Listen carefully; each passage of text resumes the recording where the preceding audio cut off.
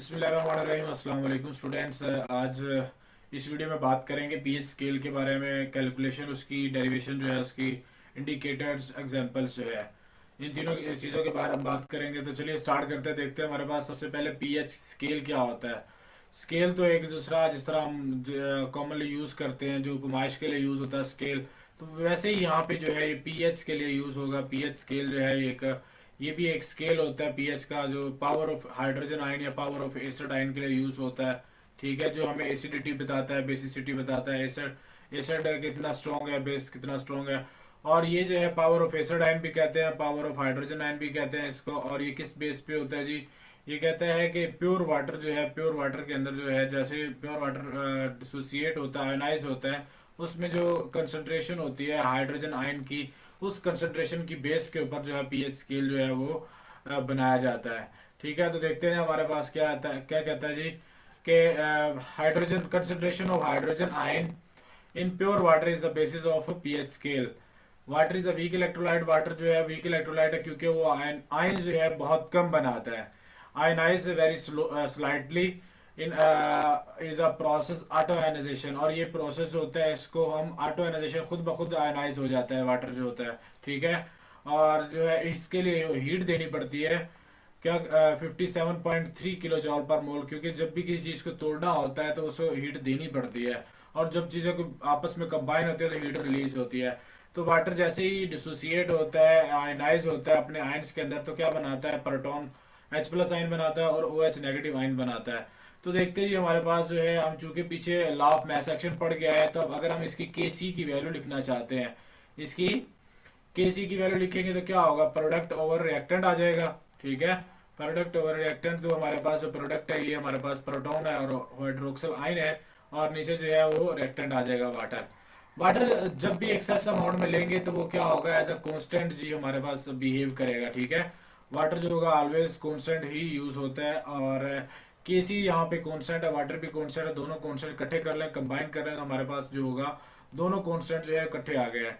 अब चूंकि दो कांस्टेंट है, दो कांस्टेंट नहीं लिखे जाते, लिखा जाता है तो सिंगल कांस्टेंट लिखा जाता है। इन दोनों को कंबाइन करके एक नया कांस्टेंट बनाया, जो कि KW ionic product of water था। आयनिक प्रोडक्ट कांस्टेंट, क्योंकि देखिए ना दोनों आयन्स हैं, उन दोनों का प्रोडक्ट है, तो आयनिक प्रोडक्ट हमारे पास जो है ये बनेगा KW।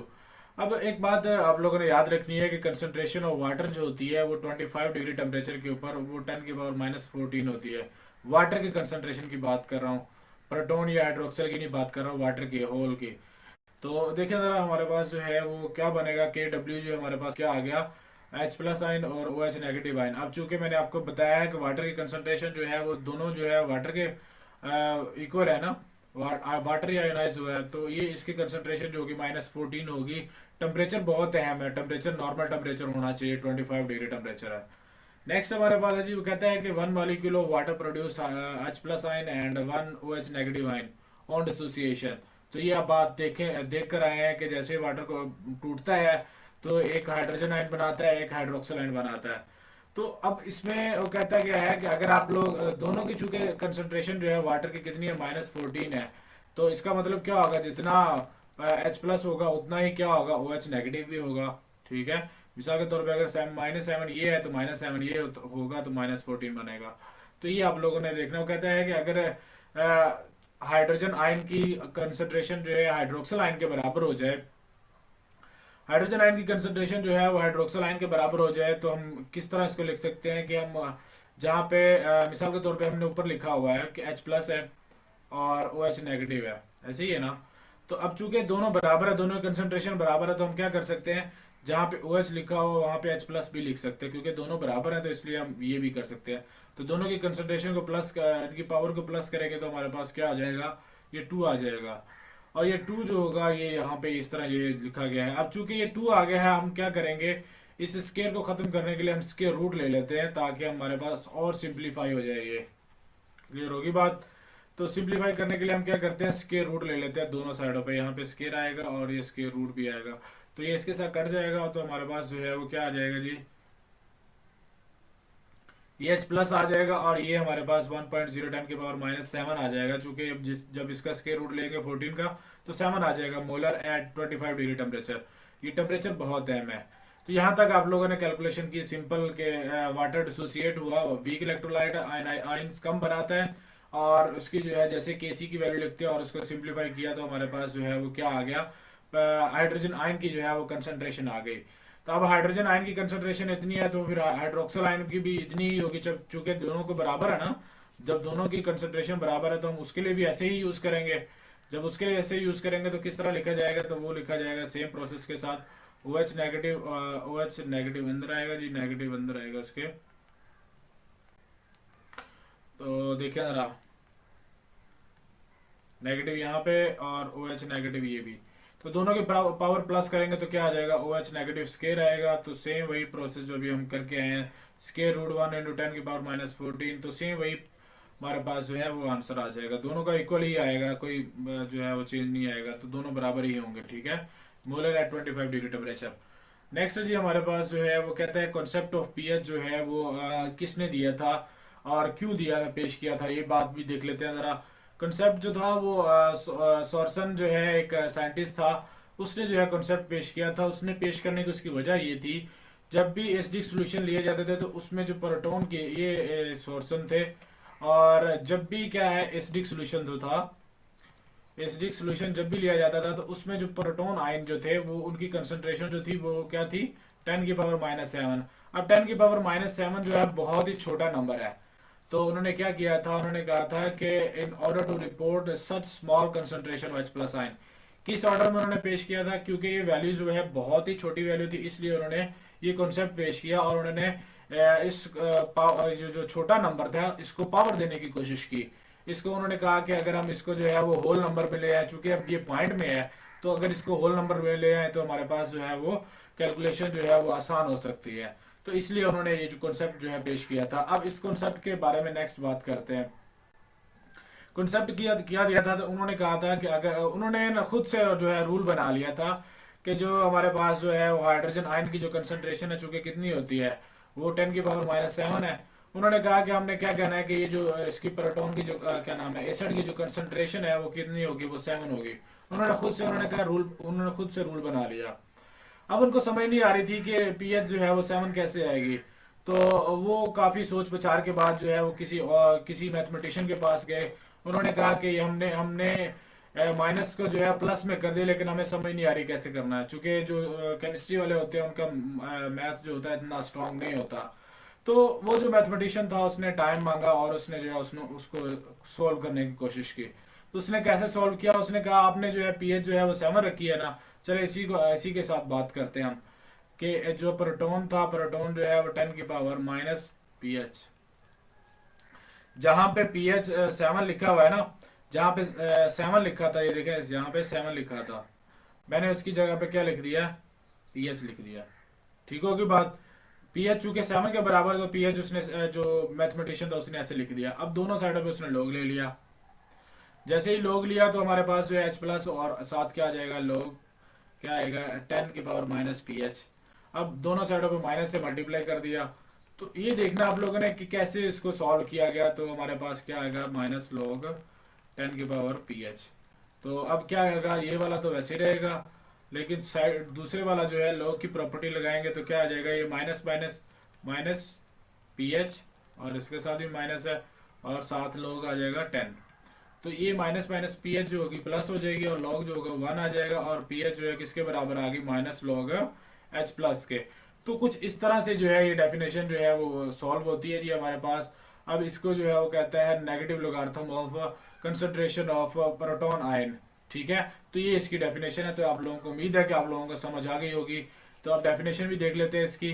ठीक है,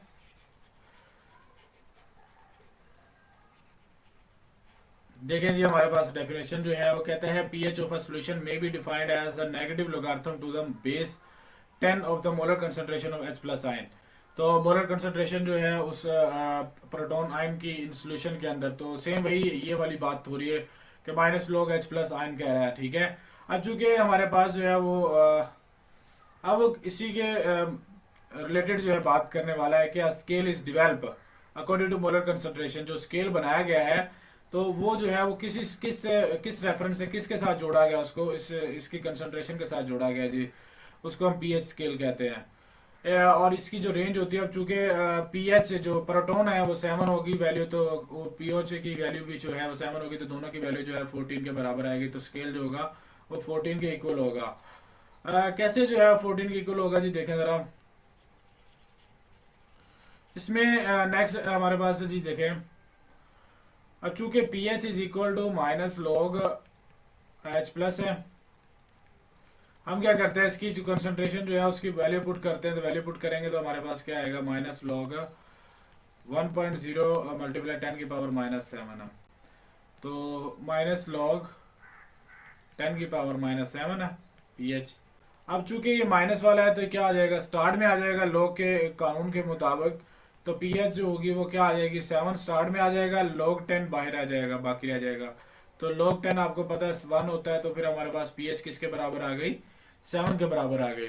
तो ये इस तरह जो हमारे पास जो है वो सॉल्व होता है। नेक्स्ट हमारे पास सेम प्रोसेस होता है पीयूएच के साथ भी, उसमें भी यही होता है। अब नेक्स्ट बात कर लेते हैं आयनिक प्रोडक्ट की। आयनिक प्रोडक्ट में आप लोगों के पास क्या होता है कि अगर आप लोगों के पास ये है, चले ऐसे ही हम सॉल्व कर लेते हैं, आयनिक प्रोडक्ट रहने देते हैं। आपकी बुक में डायरेक्ट लिखा हुआ है, तो पीएच की वैल्यू निकाल लें, वो भी 7 आती है, पीयूएच की वैल्यू भी निकाल लें, वो भी 7 आती है, दोनों को 7 प्लस करेंगे तो क्या आ जाएगा, 14 आ जाएगा। वैसे भी हो सकता है कि अगर आप लोग इसको ये हमारे पास और ये जो है ओ एच नेगेटिव जो है, और साथ क्या आ जाए के डब्ल्यू जो हमारे पास कांस्टेंट है, इनके लॉग लें, इनको नेगेटिव से मल्टीप्लाई करें तो हमारे पास P H P U H और 14 आ जाता है। तो वैसे भी कर सकते हैं, इस तरह भी कर सकते हैं। So the sum of P H and P U H of the solution is always 14। तो सम होता है हम दोनों का वो 14 के इक्वल होता है। टेम्परेचर बड़ा माइंड रखता है जी, बेस रखता है। देखें जरा 1 से लेके 7 तक जो हमारे पास क्या होता है वो एसिडिक होते हैं सारे के सारे, ठीक है, ये लिखा हुआ है। और जो 7 होता है वो न्यूट्रल होता है, उसके बाद जो है जितना पार्ट होता है वो सारे का सारा बेसिक होता है। तो इस साइड पे जो है वो क्या होता है, वो हमारे पास बेसिसिटी इंक्रीज हो रही होती है, इस साइड पे हमारे पास एसिडिटी इंक्रीज हो रही होती है। जैसे जैसे लोअर नंबर होता है तो एसिडिटी बढ़ती है, और जैसे जैसे हायर नंबर होता है तो बेसिसिटी जो है वो बढ़ती है। नेक्स्ट है जी हमारे पास सोल्यूशन। अब एक और पॉइंट है जी, देखें ना आप, यहाँ पे एक बड़ा इंपॉर्टेंट पॉइंट बताया गया है कि जो पीएच है वो अगर इसके साथ कंपेयर की जाए, 1 को 2 के साथ कंपेयर किया जाए, तो कहता है कि 1 की जो पीएच है वो 10 टाइम ज़्यादा होती है और एसिडिटी ज़्यादा होती है 2 से।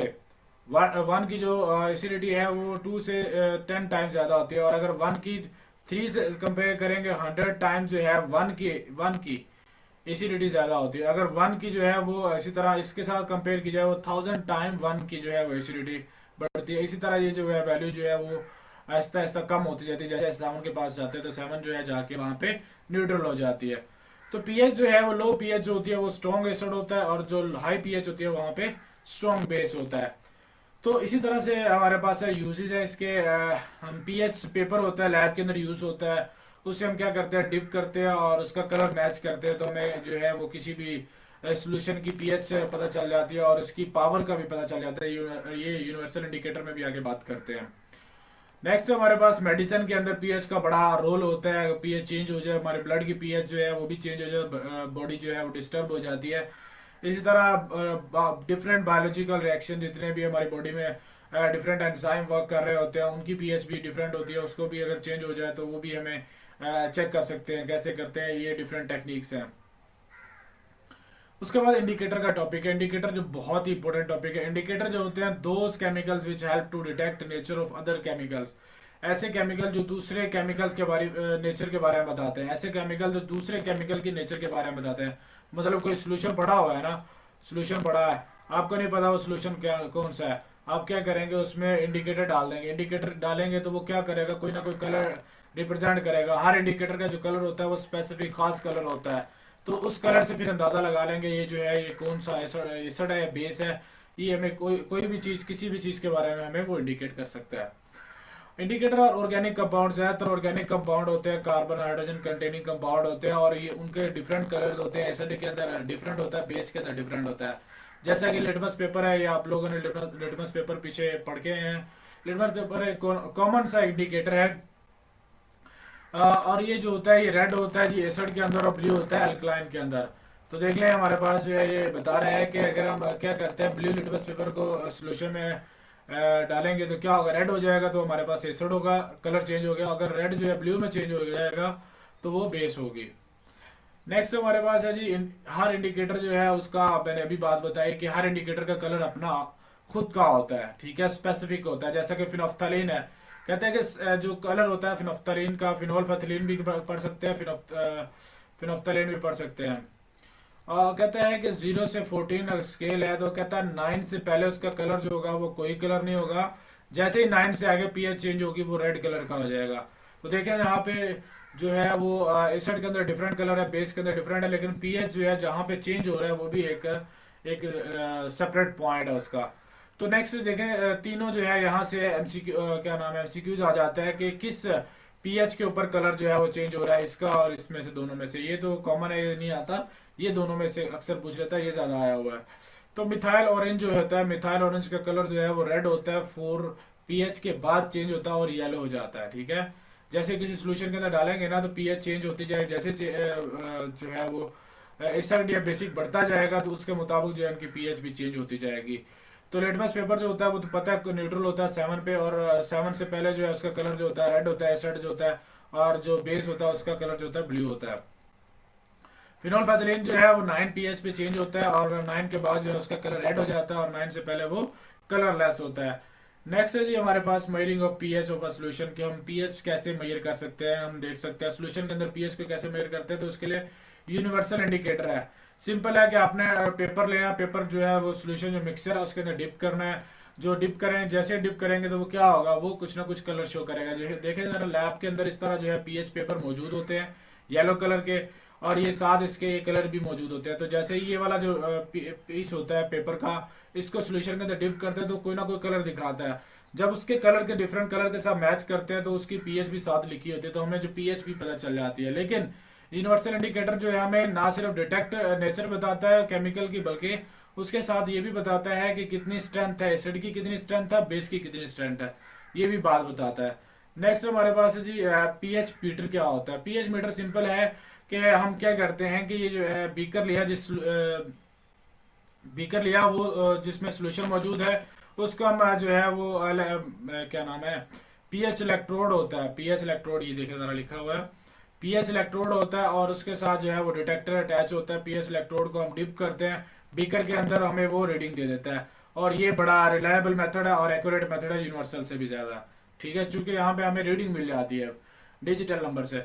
तो अब एग्जांपल जो है लास्ट में एग्जांपल सॉल्व कर लेते हैं। तो कहता है हाइड्रोक्लोरिक एसिड जो है वो क्या होता है, उसकी उसकी मोलैरिटी जो है वो क्या मोलर है 0.01, और साथ हमारे पास जो है उसकी पीएच पूछ रहा है। तो ये जो वैल्यू दी गई है वो किसकी होगी, ये हमारे पास जो है इस हाइड्रोजन आयन की है। तो हम पीएच क्या नाम पीएच निकालेंगे इसमें से।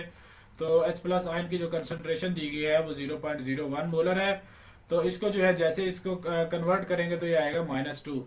चूंकि देखिए पॉइंट की जगह पे 1 लगाया, और जितने पॉइंट आगे हैं उतने आप लोगों ने 0 लगाना है। तो 100 आएगा, 100 का स्केयर आएगा, ऊपर लेकर जाएंगे तो -2 हो जाएगा। तो पीएच निकालने तो pH is equal to minus log, आपको पास आ जाएगा जी H प्लस, ठीक है। तो माइनस लॉग उसके साथ H प्लस की जगह पे वैल्यू लगा दे 10 की पावर -2, और माइनस इंटू -2 लॉग 10। तो ये आप लोगों के पास कितनी वैल्यू आ जाएगी, 2 आ जाएगी पीएच जो है उसकी। क्लियर होगी बात? तो ये इसकी पहली एग्जांपल है। सेकंड एग्जांपल भी देख लेते हैं जी हमारे पास। ये हमारे पास सेकंड एग्जांपल हो गया था, पीएच निकाले और पीओएच निकाले, और आप लोगों के पास मोलैरिटी दे दी की है केओएच की। तो केओएच में से किसकी मोलैरिटी होगी, जो आप लोगों के पास बेस है तो बेस की मोलैरिटी जो है वो OH नेगेटिव की होगी। तो OH नेगेटिव की जो मोलैरिटी दी गई है 0.001 मोलर है। तो हमारे पास इस वैल्यू को कैसे चेंज करेंगे ज़रा देख लें। ये आएगा 10 की पावर, इसको डिवाइड, यहाँ पे पॉइंट है वहाँ पे 1 लगा दे, आगे उस हिसाब से जो है वो 0 लगा दे, ठीक है। तो जैसे ही ये इसको लिखा जाएगा तो इस तरह ये जो होगा 10 की पावर 3 नीचे आएगा, और जैसे ऊपर लेकर जाएंगे 10 की पावर -3 हो जाएगा। तो हमारे पास जो है पीएच जो है पीओएच बल्कि आएगा, pOH is equal to minus log of OH negative. तो जैसे ही ये OH negative minus log OH negative की वैल्यू जो है आप लोगों के पास कितनी है जी 10 की पावर -3 है। तो माइनस स्टार्ट में आ जाएगा, ये देखें ज़रा 3, और लॉग कितना आ जाएगा 10, तो ये कितनी वैल्यू आ गई, 3 आ गई जी पी एच की। हमने पी एच की वैल्यू भी निकालनी है, तो पी एच आप लोगों के पास है P H plus P O H is equal to 14 है, तो ये फॉर्मूला लगाएंगे।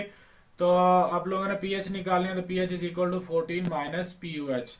तो यही मुश्किल ज़रा भी नहीं है, 3 आ जाएगा और यहाँ पे 11 आ जाएगा। बहुत दफ़ा ये एग्जांपल आ चुकी है, ये तीनों एग्जांपल में से हर दफ़ा एक एग्जांपल लाजमी आ जाती है। तो ये उम्मीद है कि आप लोगों को समझ आ गई होगी। नेक्स्ट हमारे पास है जी, ये वाली भी बहुत दफ़ा आई है, ये होता है डाई बेसिक। जैसे कि सल्फ्यूरिक एसिड को जैसे ब्रेक करते हैं ना, सल्फ्यूरिक एसिड जो है जैसे ब्रेक होता है 2H प्लस आयन और SO4 2 माइनस है, तो ये दो है हाइड्रोजन आयन, तो मतलब दो बेसिक है, दो डाई बेसिक कह रहा हूँ, डाई एसडी का ना था, ठीक है। तो ये हमारे पास था। तो जैसे ही ये क्या होता है कि हम इसकी जो है वो पी एस वैल्यू निकाल लिखते हैं, तो हमारे पास क्या आता है, minus log of H plus है। तो जैसे ही minus log of H plus की जगह पे हम क्या लिखेंगे, इसकी वैल्यू लिखेंगे जो कि हमारे पास है 0.01 मोलर, को चेंज करेंगे तो 0.2 आएगा, -2 आ जाएगी जो उसकी वैल्यू। तो 2 मल्टीप्लाई बाय 10 की पावर -2 आएगा। वजह उसकी वजह यह है कि चूंकि दो हमारे पास जो है वो हाइड्रोजन आयन है, दो हमारे पास हाइड्रोजन आयन है, 2 से मल्टीप्लाई करेंगे इसको, ठीक है। तो हमारे पास -2 क्या आएगा, -2 लॉग नहीं, ये आएगा जी -log 2 प्लस आएगा -log 10 की पावर -2, -log 2 और माइनस है, माइनस माइनस है, ये 2 उधर स्टार्ट में आ जाएगा और log 10 आ जाएगा। तो -log और +2 और ये साथ वाला 1 आ जाएगा। तो इस तरह जो है इसको जो है आप कैलकुलेट करेंगे, तो ये आप लोगों के पास पीएच की वैल्यू जो है यहाँ पे आ जाएगी। मेरा ख्याल है कि 0.3 और ये 2 आएगा, तो इसको कैलकुलेट करेंगे तो आप लोगों के पास आंसर आ जाएगा। तो यहाँ पे मुश्किल नहीं है, चूंकि दो हाइड्रोजन है तो 2 से मल्टीप्लाई करेंगे, सिंपल यही इसमें जो है वो एक्स्ट्रा चीज़ है, बाकी सेम ही है, पिछले वालों की तरह है। अगर आप लोगों को वीडियो जो है अच्छी लगी हो तो आप लोग लाइक करें, दूसरे दोस्तों के साथ शेयर करें, ठीक है। चैनल को सब्सक्राइब करें ताकि आने वाली वीडियो और बेल आइकन को जरूर प्रेस करें ताकि आने वाली